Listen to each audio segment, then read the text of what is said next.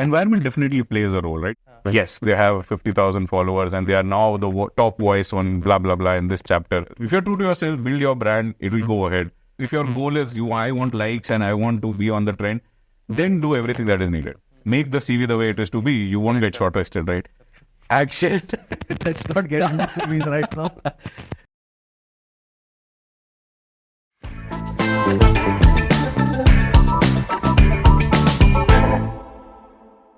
Hello Motown and welcome to another episode of ISB Radio Podcast where we dive into conversations that touch the heart, mind and soul.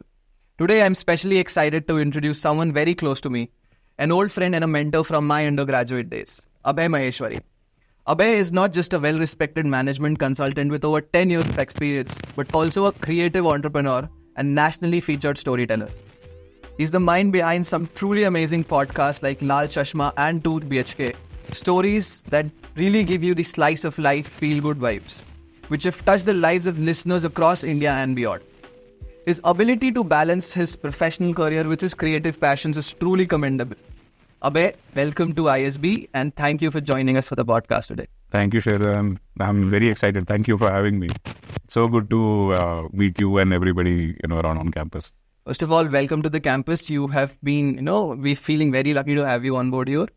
We'll quickly have a, chat around what's happening around in the podcast industry. Plus, how do you balance your creative aspirations as well as your professional life? So I just wanted to start with, your podcast Lal Chashma, which is, touched listeners across 50 plus countries. My parents, I am myself a very big fan of your storytelling. And I would just like to tell the, audience that Abhay's podcast is also about, going back in the time into a nostalgic zone, where you talk about things like Bachpan ki Barish ki Maggie and, your Papa ka scooter, all of those things. So, Abhay, in a very, fast-paced life and career, how did writing and these creative aspirations, came up? And how do you think they've helped shape your personality? That's a 5-mark answer question. The thing is, I was never a writer growing up. Okay, I never used to scribble at the back of my notebooks and kahaniyan likh rahe hain, poems likh rahe hain. But I always had this yearning to do public speaking, be on the stage and talk, not to get famous, but just to talk. And back in 2010, I had seen this TEDx talk by Shashi Tharoor, and I got super inspired that maybe one day I will be able to speak that, with that much command and affluence and vocabulary, of course, not to forget that. But it wasn't until when I started my job that I got really the tools to really learn public speaking. I always thought that public speaking is just for the few, and few people are born with this innate ability to be able to have a very commanding voice and a skill that really pulls people toward them. But it wasn't until I started working I realized that okay, there are ways to actually learn it. I practiced them. I joined the Toastmasters public speaking community, participated in a lot of events. And in that process, I realized that this is one aspect of life that is actually, fulfilling and truly giving me the contentment that I was looking for. And that's where the journey started. So I started with writing those Toastmaster speeches and preparing for the competitions. Then one day somebody told me there is something called as a storytelling open mic. So I said, okay, fine, I'll try this out. And they said that the theme is that you have to pick a story from your life and actually, narrate that. And I spoke about one of my college experiences. And again, I realized that it was very cathartic, right? It was very therapeutic, like going back in time, picking those memories and really stitching something together. So thereafter I started consciously focusing effort and energy on this. Because at that moment, a lot of my batchmates and friends were like, they're going to do MBA or they're switching jobs and doing different things in life. I was focused on neither of them. And I was like, hey, I think there has to be more to life than just doing a degree or just getting the big high paying job or just getting married and following the blueprint. So I took a chance and I'm like, hey, let's give this a shot, right? And I was in Pune and Bombay being that cultural hub for spoken word poetry and storytelling. So I started having these Saturday trips from Pune to Bombay. I would go travel 500 kilometers back and forth for a 5-minute slot, but brilliant, mind-blowing. And it wasn't the appraisal, the praise of the audience that actually inspired me. It was just me trying to confront my emotions because every story I told was me going back in time, me trying to realize, oh, this is what I actually felt. But because I didn't have the tools to express it, I didn't know how to do it. They're all coming in together. And then at 27, 28, I was much wiser, or I would at least like to believe I was much wiser. So I was able to understand the depth of those things better. That here, this experience happened back in the day and this is what is triggering it. So then I realized that I wanted to at least continue to doing this hobby. The other professional life and other aspects of life should continue. And that's when I fully focused myself in trying to script something, trying to script my emotions, going to open mics, creating a new story every time. Took a few courses here and there to really know what writing for a story versus for a speech versus for a presentation is. And the more the practice I did, the more feedback I got. So the similar Toastmasters platform, the more practice I did, the more feedback I got. And the more I consumed good content and, some really benchmark storytellers of India, I think it just became better and better. And I just feel it's a part of me now that I would like to live. Correct. So I think one of the few things that I also really wanted to learn from you in that particular storytelling aspect is that there's a certain skill set that you need in order to observe things that's happening around you. So how did you kind of develop that? Because, I've also heard that a lot of storytellers per se are writers who've been, probably gifted, or it's also something that you kind of pick up from your family or, the environment where you brought up. But I just wanted to understand, now that you're developing an interest in this field or arena, how did you really kind of, learn the skill set of observing stories or finding stories? Because from my particular observation, I've also felt that, in a very fast-paced environment like ours, coming from a management consulting industry, you don't really get time to pause and think about all of these things. Ki bhai, for example, what's happening around with the auto rickshaw wala jo ja raha hai, uski playlist mein ye kyun baj raha hai? Ya fir what really happening with a certain family, kya ho raha hai unke raat ghar pe, dinner pe, what's the dinner table discussion? So how did this knack for, finding or spotting stories or characters built up?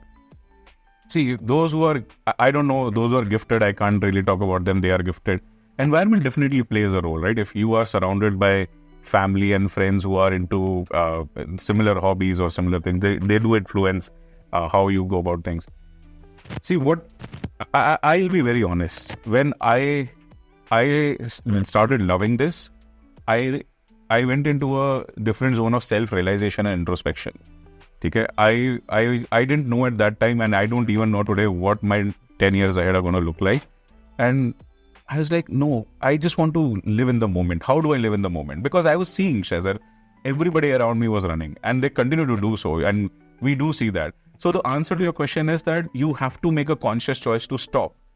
You can't say, well, I don't have the time. Nobody has the time. And you always say that for gym, you say that for staying fit, but you find time for it, right? So similarly, you have to consciously say that, oh, I'm going to just stop. I stopped using earphones when I was in the food court or elsewhere. Like, just be in the moment. Let the noise of the traffic come to you. Let the noise of people come to you, right? Like, people, before the headphones were invented, people used to live in this world very much more actively than us. So instead of escaping from this reality, either through substance or through noise or through whatever, I chose to be more focused there. And then there was, like I said, the therapeutic feeling that came in while writing and performing. I was automatically drifted towards people who invested their energy in. So I was reading and consuming that content with a lot of depth. So automatically, if I'm standing on a signal, I'm not looking at the Mercedes which is next to me. I'm looking at the couple which is fighting inside. And I'm wondering that, hey, you have all the money in the world, but you can't stop two people being unhappy, right? So it was a collective thing. But I would say for anybody who wants to develop any skill or interest or just pause in life, you have to make that a choice. We were discussing earlier, like how everybody is running and they're just running faster and faster. One post will come one day on Instagram or LinkedIn or social media saying, I am tired, or this techie was tired and he posted that this doesn't make sense. So instead of just scrolling through, just maybe take a minute and see, oh, isn't that like an aapviti, like something like you are also feeling, is just somebody else's words. So it has to be a conscious choice. It cannot be enforced. I can't tell you, Shazad, live a slow life or live a unhurried life. till the time you yourself don't realize, and that realization comes with a lot of focus and like really understanding what you want in life. So that's where like you have to have those experiences also. Somewhere I was lucky that very early on in my career, I got to work with very senior people. So I could see that, I was 22, they were 50, and what conversations they would have amongst themselves and what kind of lifestyle they have. So I was able to look at them and they like, do I want that? Okay. I want that. I don't want this. And that I think somewhere subconsciously also shaped this or kind of gave an extra nudge. Correct. But the answer to your question is you have to consciously make that choice and observe. Got it. So I think, the idea is that you have to kind of be open to observing or, figuring out or imagining what lifestyle do you want 10 years or 15 years down the line, and then prioritize accordingly is by understanding fit. Because, for example, agar aap cha rahe ho that you want to slow thoda much more into, observing the environment around you, us hisab se you have to plan your day, for example, or, the activities that you want to go. But I also wanted to understand from you, Abhay, ki this is obviously a very deep introspection level pe, there's a personality development which is happening. But I have a feeling that is it really restricted to your personal growth, or do you think it also impacts your professional growth in setups like what we have in India today? Oh, it does. See, one thing which I also realize is in this process is that you are not somebody else in the professional setup and somebody else in personal. That's a disease, right?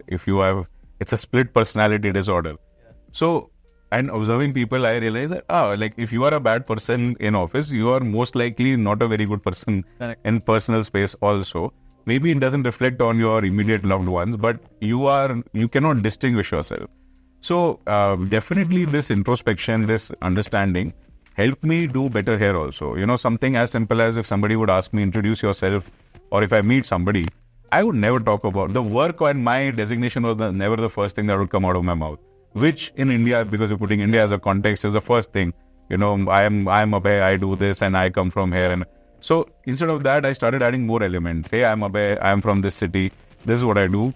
And really taking that chance in these small wins. Yeah, it's not like I went out and started a $1 billion company and I am now giving you spiritual gyan. These are smaller things. When somebody says, hey, how are you? Don't say, life is bad. Just try to say, it's good, could be better. These are the small wins you do, right? It is not the biggest weights that you start with in the gym. Correct. You start with that 5 kg, 6 kg, and then you go to the big one. So life is like a gym in general, and you have to pick and choose those weights at every moment. You can't say, I can't work on this muscle and then expect you to have 6-pack abs. Collective effort. Hai. And it does flow across. In my journey, a lot of my professional learnings are cross-pollinated on the creative side and vice versa. Right? Whenever I had to approach my creative journey with a business angle and trying to understand scope and trying to understand things, my consulting experience I leveraged. Over here also, I was fortunate to, let's say, or I would say fortunate, yes, the firms I worked with did allow, a lot of cross-functional collaboration very actively. But I also went and said that, hey, I want to work on it, right? So and this was all over and above my project work. So because I was interested, I really wanted to do it. And I'm like, no, it's okay. I'll spare 1 hour over the weekend or 1 hour I'll stay extra in the office on a Thursday because I like this and I just want to live every moment the way I feel it. See, okay.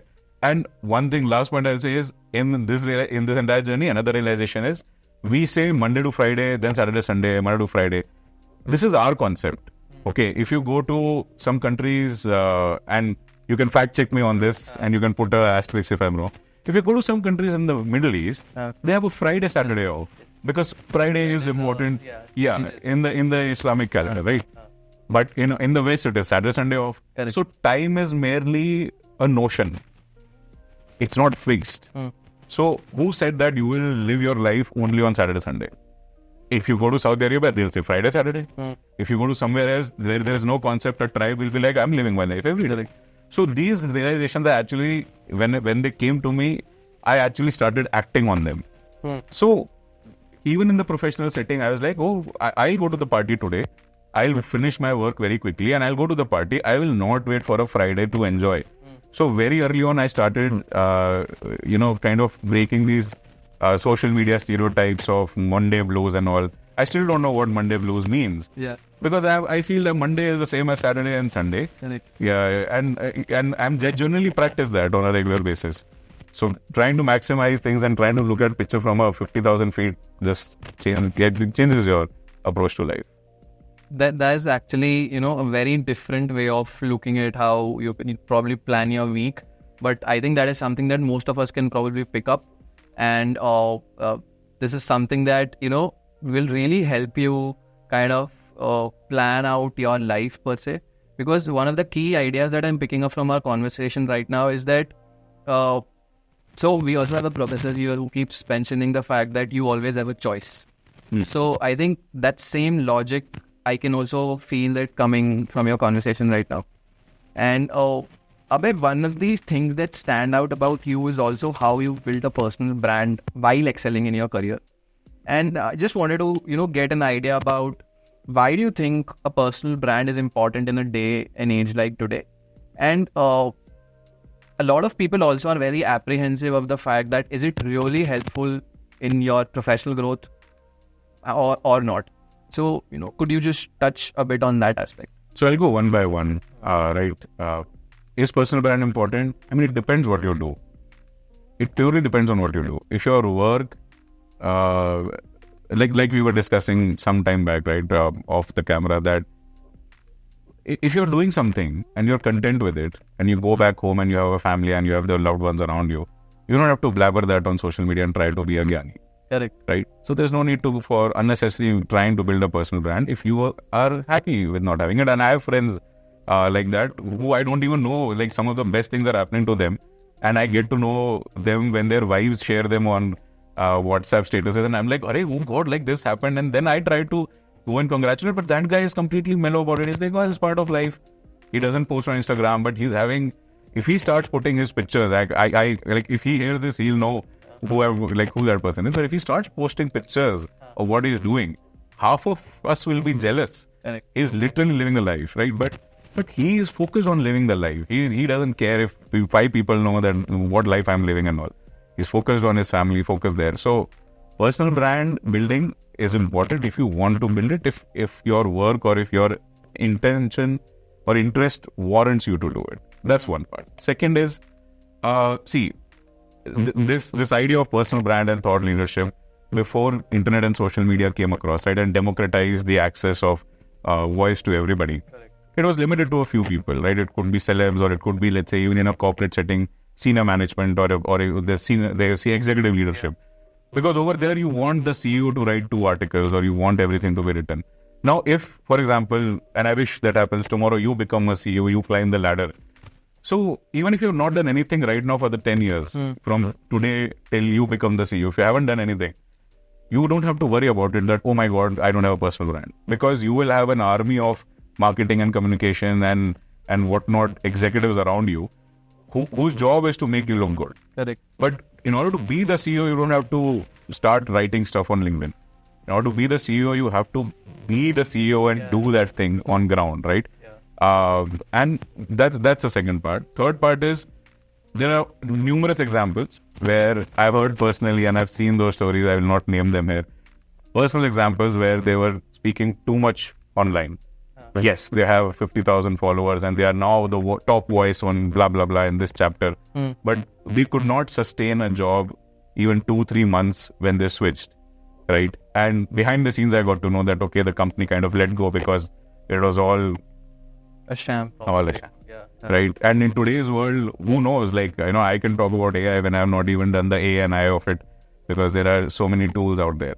So, and last point I would say is, if you want to build it, build it. I'm not against building. I'm simply saying just be true to yourself, right? If you don't want to dance on a Kacha Badam reel, don't dance. But if your goal is I want likes and I want to be on the trend, then do everything that is needed. Correct. Know what game you are playing. And because once you step in, there's no turning back. And I realized that very early on when I started podcasting, and I had like 400 followers on my Instagram, which are the pre-added people from Facebook. The podcast. Yeah. And I would go and see, 200 people liked my post. Okay.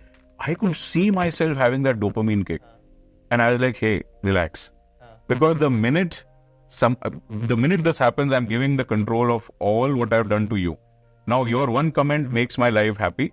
Your one dislike makes my life miserable.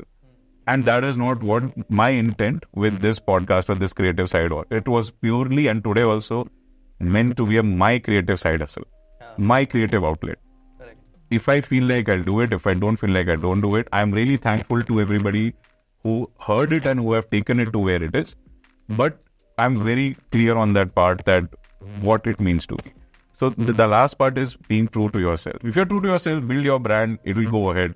And if you are adding it with the right context and right expertise, it's just going to amplify larger than larger. So on the creative outlet part, a lot of us also have a lot of creative, interests which we kind of pursue, for example, within closed doors of our house or within the four walls of our house. But, when do you understand that this is an opportunity for me to actually scale it up big? Or, for example, because I've also realized that there's a very famous saying कि जब आप अपनी creative outlets को monetize करने की कोशिश करते हो, then you actually lose interest in that. So I'm pretty sure कि I have a feeling that you might have probably gone through that phase as well. Because I also like to write, and I felt that when I try to write for a competition or when I try to write to get laurels or awards, that जो अंदर से interest या kick आती है वो नहीं आती. तो how is then that you manage या बैलेंस करते हो कि भाई मुझे I want to scale it but I also want to keep the creative interest alive? No, you are absolutely right, Shazar. I think you summarized it perfectly well. It just happened with me so many times. My first brand collab, when it happened, I'll tell you, in 2021, okay, it was not about the money. There was hardly any money, okay. I just wanted experience. I wanted an experience of, what this really feels like. It became a job. Correct. They said, okay, we are this brand and we want to integrate it this way. So I wrote a story, and instead of doing just a, pre-roll, post-roll, mid-roll sort of a plug-in, I said, I'll integrate this brand into the story itself. You have to force fit it into... Yeah, like really how the actual brand collab happened, that we see the product placement, so to say, in your language, right? In the MBA language. So I thought I'll do the product placement in a very, nice and subtle manner. And I felt I wrote a wonderful story out of my emotions and going back in time and blah, blah, blah. I sent the first draft. They say, nah, not happy. I'm like, this was so good. It went on for 6-7 iterations. And while I kept my patience and I did not lose it, because I understand, because I had the consulting background, I cross-pollinated that experience that somebody who pays can get as many iterations as they want, right? I am not this believer that, you have to, number of iterations.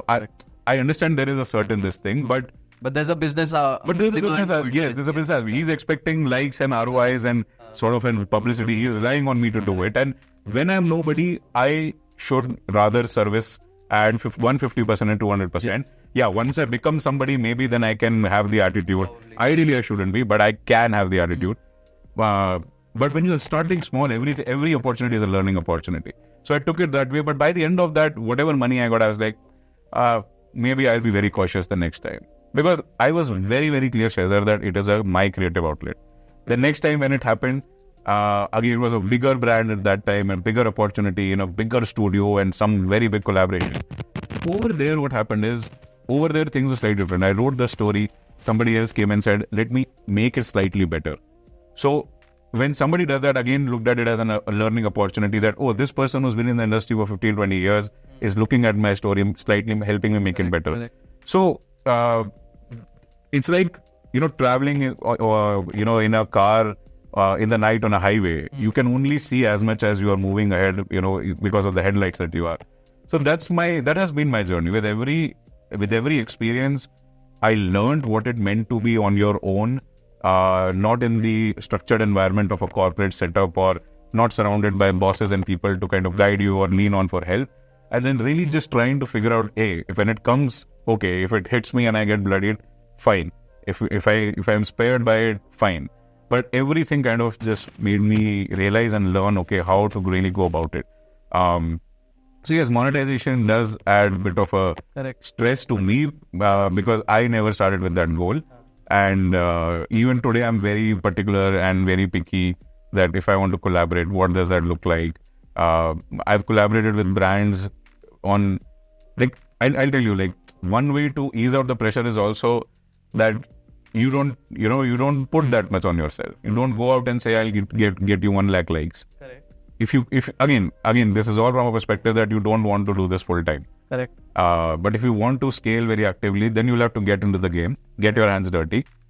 The rewards and risk, everything will go hand in hand. So I think it's also a trade-off, right? Because at one point of time, you're trying to understand, you're just trying to make a creative outlet. But the kick of, once you taste success, the kick of expanding or scaling it up is even bigger, is what I'm thinking. Look, there's obviously an attraction to scaling it up and making it larger nationwide podcast. So your articulation is very good. Yeah. No wonder you write well. You're absolutely right. Yes, that kick does give you that hope and aspiration. Hey, can I take it there? Correct. And it's good. See, it gives a good flavor to life, my life at least. Right? Like you say, when I introduce myself at the end, I always say, apart from work, I'm also a storyteller and I've done this. I appeared for a job interview like a couple of years back, and my first 15 minutes of the job interview were a lot about what I did on the creative side. Because he just wanted to know, out of curiosity, and I really liked it. So you summarized it perfectly well. There is a certain kick to it. To scale, there are certain additional elements which will come, both negative and positive, and you will have to be ready to kind of deal with them all. Got it. And Abhay, this, the idea of, for example, you just mentioned about how you spoke about your creative side in an interview setting. I just wanted to understand, as MBA students, how do things like these make an impact on a recruiter, for example, or, when you're talking about all of this in a professional setup, or when you're at a networking event, mentioning that I have a podcast or I have a YouTube page where I talk about content from A, B, C to all the way XYZ.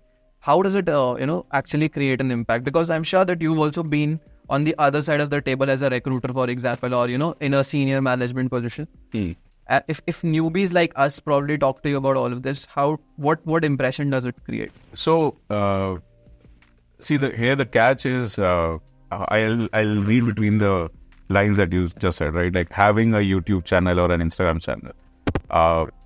That is not all. I can open an Instagram channel, forward it to 2,000 of my friends, do some paid advert and get like 5,000 followers. What did I learn in this experience? I can say I'm a foodie, I have this channel. I can, fake my way in through the interview or through the process and create a story around it. But if, let's say, I sit on the recruitment side, I'm going to really ask, okay, when you were at 100 subscribers versus when you were at 1,000, what did you learn? Right? And you can't fake that. Because if somebody who has done it, they know what the pain is and they know what the gain looks like, right?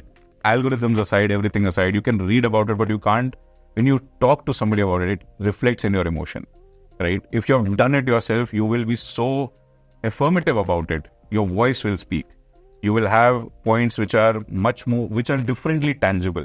It's not just a mugged up story on how YouTube grows and whatnot, right? Or some Mr. Beast ka story that you're trying to chapo in this interview. If I really go into the depths of it, when was the moment where you cried that you're trying to make this as a career and it is not working out? Because there are rules of monetization, there are analytics and everything there, right? So if you've done it, it will be more authentic. It will be authentic. Yeah. You will have conviction in your voice. Correct. And then it is of value. Else it is just any other certificate, like how in colleges and schools you have to just grapple for certificates. Kya certi mil jayega, laga denge. If that is what we want to do as adults, like 20-25-year-old adults, fine, people's choice. I wouldn't personally do that because it's not lying to the recruiter, it's lying to myself. Correct. And I don't want to do that. I understand that. So, the other thing that I also wanted to understand from you is that, so I've also been trying to write a lot of times, and I kind of feel that there's something called a writer's block, which happens a lot of time. So when you, for example, because of your schedule, I'm sure that you'll be blocking time on your calendar to probably sit down and pen down your thought process. What is the creative workflow that you're following? Starting all the way from, so for example, when you're traveling in a train or in a flight, do you pen down things on your phone? What are the instances that you're observing? And then do you kind of try to plug in different stories together to make a more fictional story, or do you pick up on one instance and then expand it? Is there a cross, of multiple instances happening together. What is the creative writing workflow like? Wow. I think you have answered the question, because somehow all the things that you said I do. So one thing you see, on my WhatsApp, I have this group where I'm the only person. It's called story prompts. So initially I used to type, like suppose I am in this setting and this feels very surreal or like a moment of inspiration. I used to type. Then I realized I could just send a voice note to myself. And then I would actually just say out loud the things which I'm feeling instead of trying to, translate them into English or in Hindi and typography and whatnot. I'll just speak, this is what I'm feeling. And then I would just I have this small tracker in my, system where I just say the theme is this and, prompt one day and type basic Excel tracking, the management consultant picks up and over there I just track this idea over here. And then when I actually sit to write that story, right? Then I mix all the other elements because there is a central plot to it. Let me give an example. My father retired from his public sector job early this year in February. I have never seen him at home 10 o'clock sleeping. Yeah. Because as kids, we all see our parents, look, they are already up and gone out to work by the time we are ready. Correct. And it was so surreal. I just got up one day, 5:30, I had a flight to catch at, the cab guy was supposed to come. I was just waiting and my dad was sleeping and I looked at my dad as it's so peaceful. His snoring had stopped because there was no stress. He was cuddled like a kid, like a child, and as if like there is nothing to worry. And the immediate thought, I'm having goosebumps right now as I speak. The immediate thought that came to me is, God, my parents have turned old. So for me, the story is not about my dad's retirement. The story is a measure of time. How do you measure time? You measure time when you see this, Correct. And immediate instance that came to my mind was that my father used to look at me like that when he would walk out of the office, walk out of the home, sorry. So the story will have all these elements together. How they will be put in front, back, which will be in the first act and second. That as I write the first draft, then I refine it further. But I try to bring all those things. Now, because the theme is measure of time, I'll add one more element here, and I don't know how that will come is when I recently went to my graduate college for campus recruitment, right? So 10, 11 years later, I was sitting on the other side and I could see how I must have felt there, like all the candidates shivering, yes sir, yes. May I sit sir, all the small nuances of it. I also must have done it. Correct. So the story is not about retirement. The story is about measure of time. And somehow all these anecdotes, I will put that in the voice chat so that I don't forget. And then later on, when I stitch the story, it will all come together. I don't know how it comes together, but yeah, somehow it comes together. So the theme of measure of time, do you think this beforehand, or like is this an on-spot eureka moment which you come up with? Okay, this is something which can be probably stitched around time.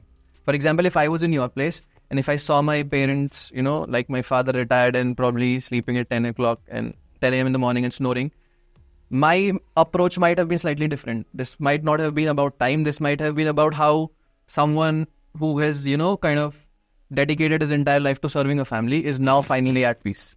So is this a eureka moment for you, or is this a thought process which has already happened in the past that now you're trying to find and look out for instances? No, that's one thing that I don't do. Like it's more with the prior, where on that moment, I meant like it's basically what I felt. I was not trying to create some fiction out of thin air. I felt, oh my God, like I am a certain age, my dad is now a certain age, and this is how you measure time. And that thought then struck me. And again, so more like the prior, where it's a eureka that it comes and hits me, and less of that me trying to create themes and then going around and finding the best shots for it. That's not really organic. That's not organic, correct, yeah. And see, everybody has their style. Like somebody advised me long back that, Abhay, if you want to be a good writer, you should not always be relying on organic forms of content writing. And to them, I said, I don't want to be a writer. It's just a creative outlet. So in a creative outlet, it's my show, my podcast, my audience. I define the rules. But going back to the same discussion that we were having about, the pull of scaling it up. Right now you're saying that you want it to be a creative outlet, but I'm sure that there would be a side of you which will probably be like, you never know, I might write a book as well about these stories. So I think it's a very good balancing act of, understanding your own priorities as well as, kind of keeping in check what are your capabilities as well. I mean, capabilities are something that kind of, which are obviously you can learn them and develop on them. But right now, what's going on? What are your priorities? Do you really want it to kind of scale it up? उस हिसाब से भी I think a lot of thought process would probably be going on. Again, wonderful articulation. I think it's like you're in my head already and just speaking things out. Book writing, yes, and I'll tell you, this is such a perfect spot to talk about that, Cesar. And I kid you not when I share this instance. See, it was 2008. I had just given my 10th board exams, and ISB was young institute at that time. My father got a brochure from somebody in his office about this ISB info sessions that happen. And back in the day, it was somewhere in Taj in Delhi, I think. And my dad is like, hey, go. Why don't you go? I said, what is this? In class 10th. I'm in class 10th. And I don't know if I'll get the right percentage to get the branch that I want, the stream that I want. But my dad is like, hey, you're not doing anything. Might as well just go and... it was that break period, essentially, after, waiting for results. So my dad is like, hey, why don't you just go and attend this and learn this? I said, fine, a 10th class kid doesn't have a lot of say in a middle class family anyway. So I went down, and I remember, that info session was jam-packed, and everybody was so senior to me. I was perhaps the lost kid roaming around there and not knowing what to do. But I still remember, there was somebody had mentioned that I came to ISB, and then I worked for some time and I wrote a book. And in my mind, somehow that thought stuck that, hey, that's a nice idea to live a life, right? Like you write a book. So by 40, 45, you write a book. Correct. And perhaps if it works well, becomes a bestseller, live by the royalties and become like Ruskin Bond and some of the renowned authors and live in a wonderful nature studded. Somewhere in Nainital. Exactly. Oh, exactly like Ruskin Bond, right? So the thought did strike me. Correct. Today I actually am considering it. I don't know how far it will go because again the responsibilities have to go also hand in hand, and I have to see the time and everything as I move ahead in my career. The time for this gradually reduces. But that is, I think, something which got inspired in me, or kind of the inception happened in 2008. And given a chance, I would love to write a book, let's see from where it goes thereafter. Right? Even if it doesn't go, honestly, I'm okay. It's just a dream. Like what I've realized I don't have to make big. The self-publish and all these things have made things much more simpler. So if I want to be an author, I can be an author. I don't really need a Penguin or a Bloomsbury to really sign me up. If they do, wonderful. If they are listening to this, please do consider. But yeah, I think the fun is in fulfilling your dreams, right? And today, more than ever, you can actually do it. Definitely. Correct. I really, I hope you write your book soon, and we'll probably get a chance to read it as very, very soon. And I would love to, know more of stories and what's going on, in your personal life as well. What's happening? What are the stories that you're probably? Are there any genres that you're trying to diversify into something new, which is probably coming up? But also, Abhay, towards the end of the podcast, also just wanted to understand that what is the balancing act at work as well as in your, me time or your personal space? How do you really manage time? Because time management is something that most of us here at ISBs are also kind of struggling with, because there's so many activities happening around here. You were on campus today, there are 10 things happening on campus today. Yeah.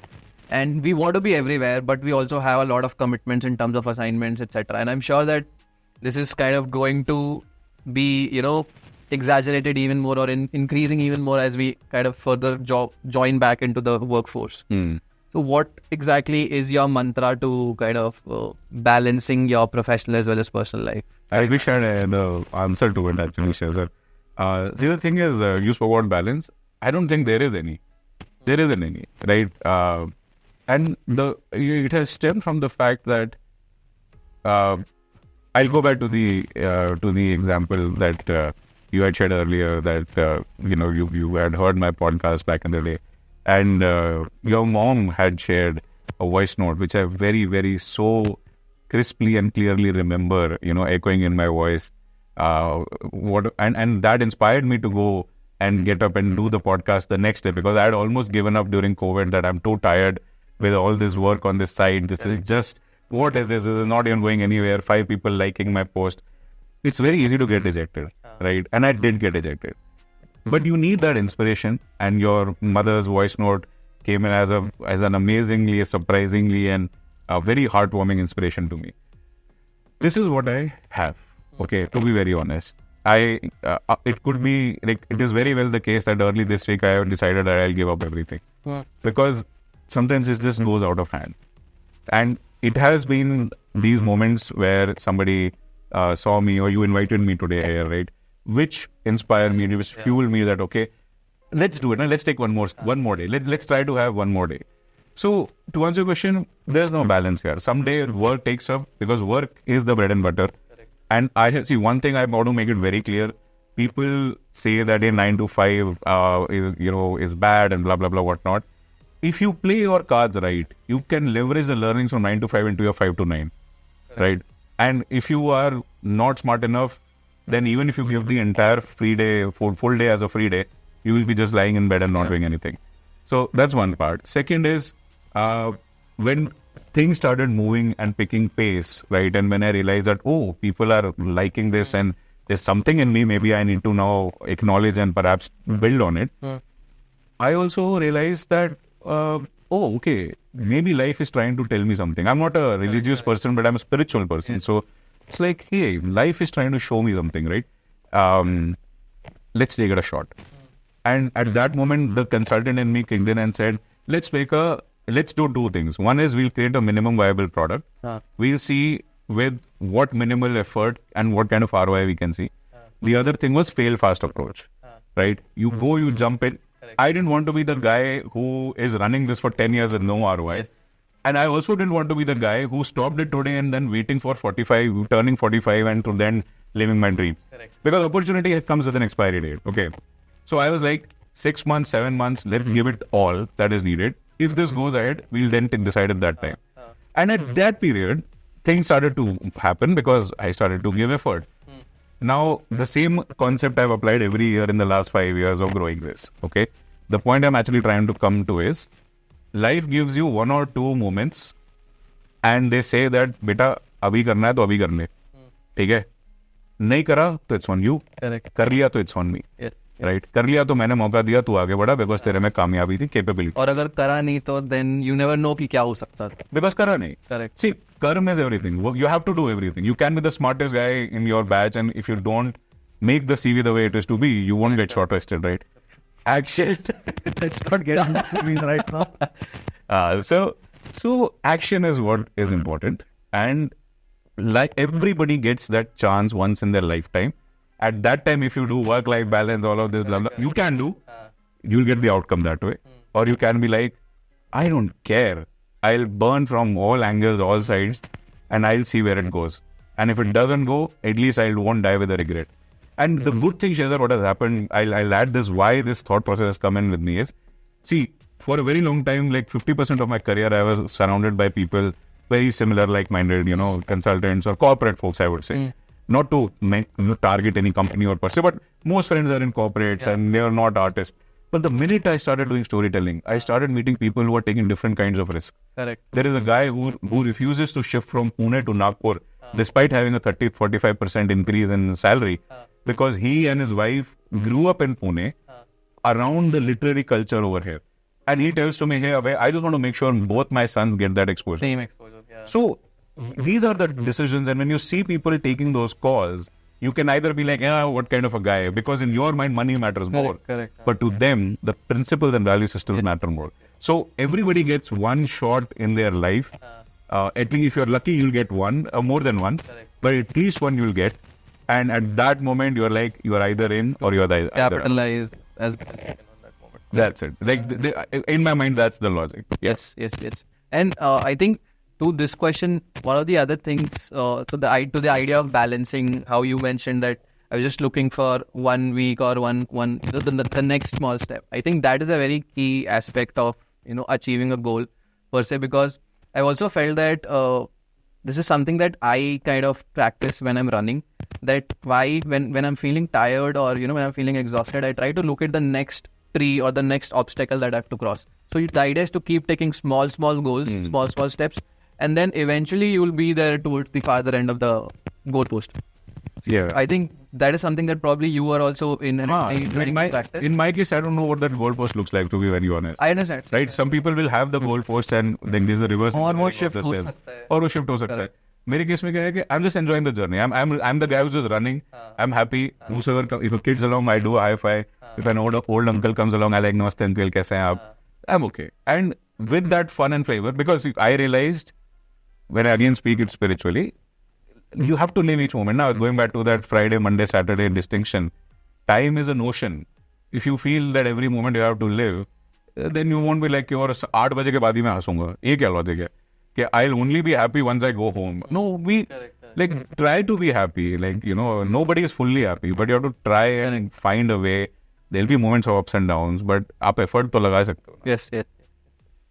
So I think Abhay, I just wanted to kind of wrap this up, and I think this has been a really, really enriching session for me as well on an individual level, and it is an opportunity for me to know you even better, know you well. Before we wrap up towards the end, any kind of final sort of advice to people like us, young people like us, and something in terms of how to make a more enriched or more beautiful life, because we have a lot of many years going forward. What would you be kind of suggesting us? So firstly, I'm also young. Don't make me. I'm sorry about early right now. Okay. But Shazar, I feel that, see, all of you are definitely smart, definitely capable. That is why you are retired. My only word, or my suggestion here is, as you think about job, as you think about all the 2 + 2 = 5 and the maths of life, make sure you don't lose the creative element of it. Right? Your logical side of the brain is getting shaped and refined much faster. Make sure the creative angle continues to go. If particularly more so if you are a creative person by heart. But even if you are not, make sure that keeps there is a creative part to you which is alive. Because a good EQ is more important than a good IQ. Right? And good EQ is more important to have that fulfillment and contentment in life. And good IQ brings you the bread and butter. A good balance is what you should aspire for. And certainly that capability is with all of you, and hence you are in the creme de la creme, how they speak, right? So yeah, I think that's a few words I would just say, that don't lose the inner child. Correct. ठीक है. मैं अक्सर इसको हिंदी में कहता हूँ कि जब हम बड़े होते हैं, as we grow old, तो हमारे अंदर बचपना नहीं होना चाहिए, पर हमारे अंदर बचपन रहना चाहिए. Correct. If the bachpan, if the childhood, if the child in you is still alive, then I think that's a life. Makes sense. Makes a lot of sense. Thank you, Abhay, for visiting us at the campus, and thank you, Motown, for giving us your time. ISB Radio Club signing off now. Thank you.